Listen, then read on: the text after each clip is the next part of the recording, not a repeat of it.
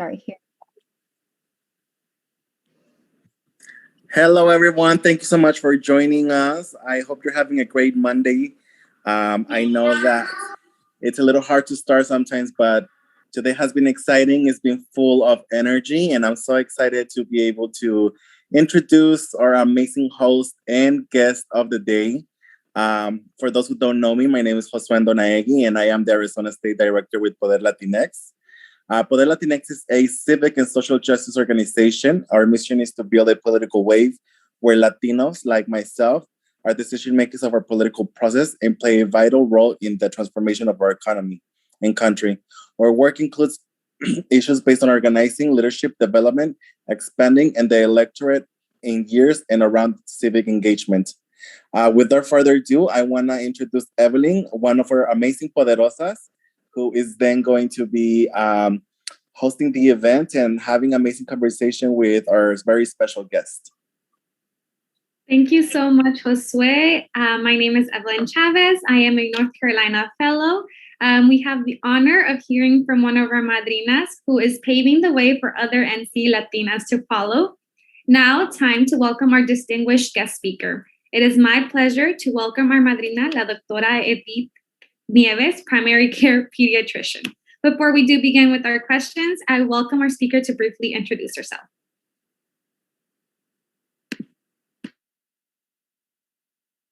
I think you're on mute, Dr. Deep. Hi, can you hear me, guys?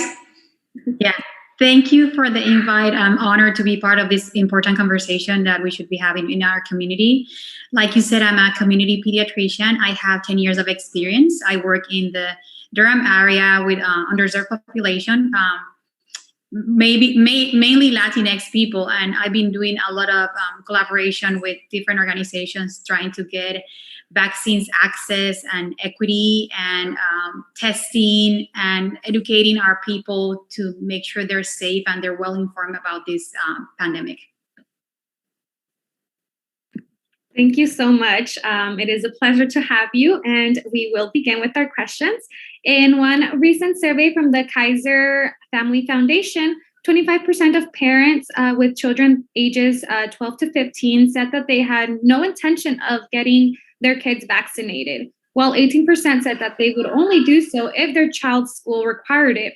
Another 25% indicated they'd basically wait and see. In your respective opinion, why are parents hesitant now more than before with other vaccinations? And what information are you providing to parents to make them at ease? That's a very great question. As a parent, I understand where they're coming from. I would say that with vaccines, it's always been a stressful subject for parents because they want to do what's best for their little ones. People think of this vaccine as a new one, right? They're used to hearing about the other ones. It's been like on the schedule for decades now. But this one vaccine, for some people, just seems like it's fairly new, when in fact the vaccine, the technology has been used since the 1990s, so it's been well studied. I explain to people this vaccine is, think of when we were building houses back in the day, where it took us forever to build a house, and nowadays we like build cities, if you think about it. With this vaccine, I tell people the technology has been well proven. It's been used for cancer therapy with a lot of success. It's been used all around the world. At this point in US, over 150 million people have been vaccinated. So I get where they're coming from. It's a sense of uncertainty, something's new. And I think it'll come down to having doctors, pediatricians talking one-on-one with those parents to just go over the most common concerns and establish rapport. Your doctor has your best interest at heart, and if you talk to them, they'll provide you with the right information to make informed decisions. Yes, of course. And as a Latina, and my mom going to the doctor, she has lots of trust in doctors, and I think a lot of Latinos do look up to that person of in that industry of medicine and knowing what's best. If they hear it from somebody that's in that industry, they believe it, and they do have to build that rapport though. So I totally agree. Thank you so much for answering that question. Also, according to the CDC, there have been records of side effects. Anti-vaccination propagandists are spreading rumors that the vaccine is altering children's DNA and even causing fertility issues. What is your response to this? Yeah, that's another great point. So there's two pieces of your question. To go in the first one about the DNA. So this vaccine is what we call a messenger RNA vaccine. So the messenger RNA is something that stays out of your cells. It doesn't go inside of your nucleus, which is where you get your genetic information.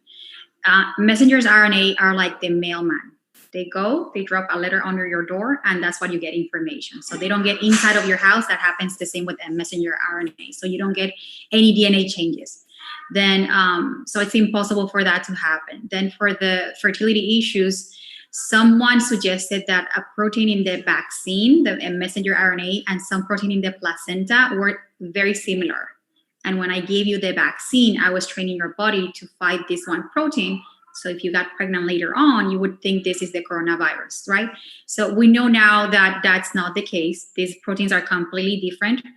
Furthermore, with the studies, with research, a lot of women actually got pregnant during the study. So not only they didn't plan for it, they got pregnant and they had perfectly healthy babies. We also know that women after getting the vaccine also got pregnant without like any issues.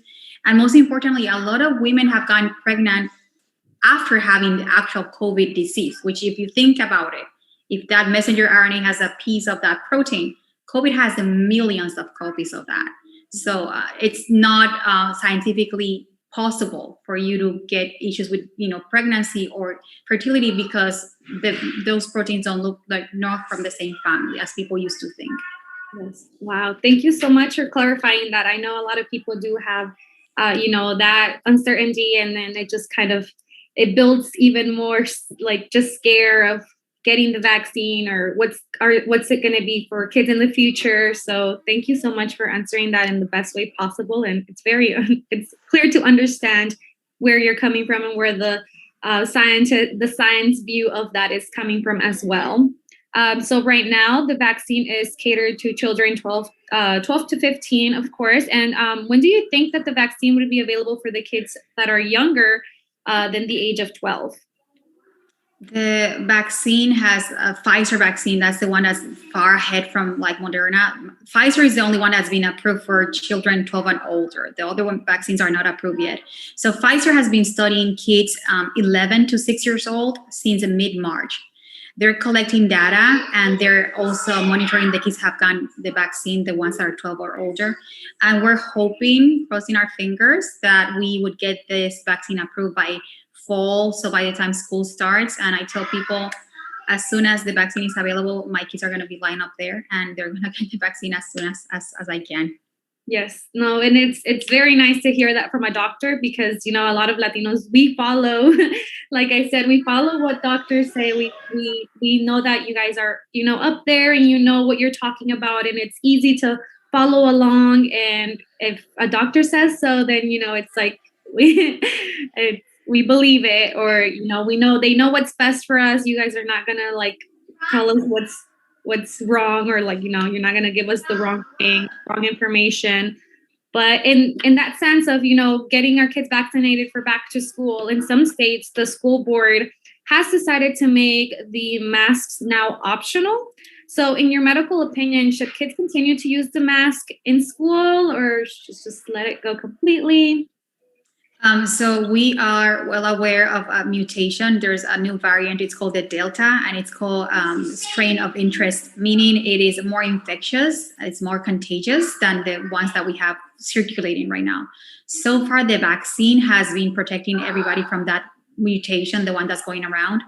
But we know if we don't have a number of the population, 2/3 of the population vaccinated at one time, we're not going to be able to contain the virus. So it's not going to go anywhere.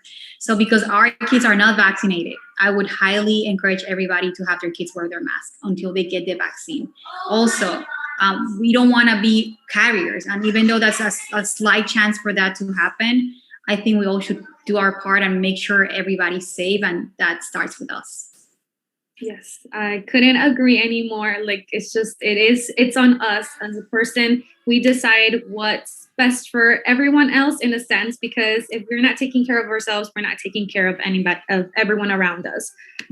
So I guess in that sense, according to The Atlantic, Latinos are the ethnic racial group that are least likely to visit doctors, and most likely to delay seeking healthcare when medical issues do arise.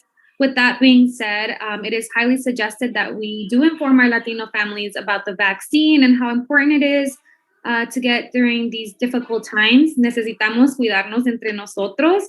And honestly, thank you so much for being with us here tonight. We hope that you and everyone else who is watching us continues to join us in future events. And it would, if you would like to stay involved with the Poderosas and stay updated on our own events, we suggest that you text Poderosas to 52886 to stay informed. And if Dr. Edith, you want to say anything else at all, you are welcome to. This is for you. This is for our Latinos. You're welcome to say anything that you would like to say. I would like to say to our people, mi gente, we've been hit very hard by this virus, and like in a very disproportionate way, because like you said, healthcare access is much limited because insurance coverage, because working hours, because financial means. So there's been too many deaths from our people. I would encourage you to please talk to your doctor. Like you said, they have their best interests in, for you. There's a lot of information out there, and the world can be a scary place. I would encourage you to just go and talk to him or her. They'll answer your questions. They have accurate information, so you can make informed decisions. So yes, I would like my people to be healthy. Yes, of course. Thank you so much again, and we hope to have you back. With that being said, we will end the live.